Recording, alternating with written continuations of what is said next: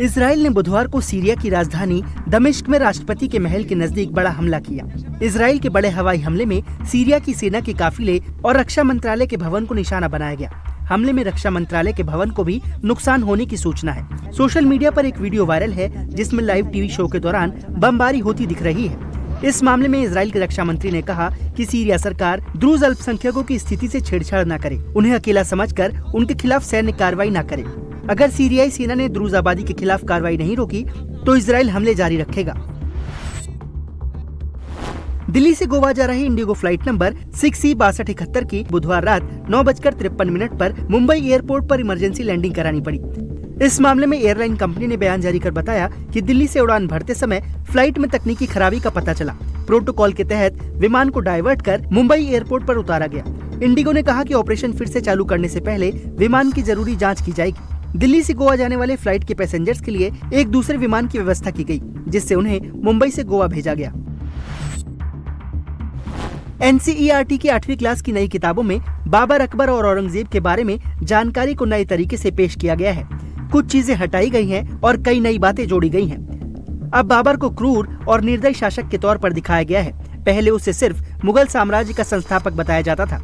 अकबर के बारे में नई किताब में लिखा गया है कि वो क्रूरता और सहिष्णुता का अजीब सा मिश्रण था, जबकि पहले उसे उदार शासक और धार्मिक सहिष्णुता की मिसाल के रूप में दिखाया जाता था। वहीं औरंगजेब को अब मंदिरों और गुरुद्वारों को नष्ट करने वाला शासक बताया गया, जबकि पहले किताबों में सिर्फ उसकी धार्मिक नीतियों का जिक्र था।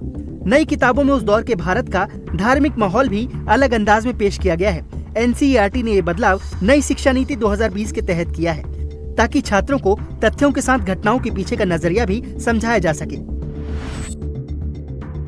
कन्नड़ अभिनेत्री रान्या राव को सोने की तस्करी के मामले में 1 साल कैद की सजा सुनाई गई है। विदेशी मुद्रा संरक्षण और तस्करी निवारण अधिनियम सलाहकार बोर्ड ने यह आदेश दिया है।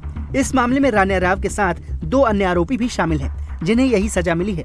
आदेश के अनुसार इन तीनों को अपनी 1 साल की सजा के दौरान जमानत के लिए आवेदन करने का अधिकार नहीं होगा।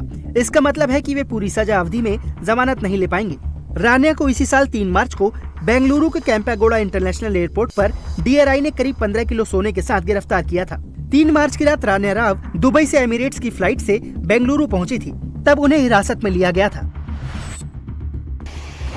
देश के कई राज्यों में मानसून का कहर जारी है। बाढ़ बारिश से कहीं नदियां उफान पर हैं, तो कहीं खेत, घर, मकान सब जलमग्न। वहीं आज भी मौसम विभाग ने कई राज्यों में बारिश का अलर्ट जारी किया है। विभाग ने उत्तराखंड, उत्तर प्रदेश, केरल और कर्नाटक के लिए ऑरेंज अलर्ट जारी किया है, तो हिमाचल प्रदेश, जम्मू कश्मीर, दिल्ली NCR में IMD का येलो अलर्ट जारी है। इसके अलावा गुजरात, पश्चिमी राजस्थान, मध्य प्रदेश, ओडिशा और बंगाल में भी आसमानी आफत देखने को मिलेगी, जहां भारी बारिश की चेतावनी जारी की गई है।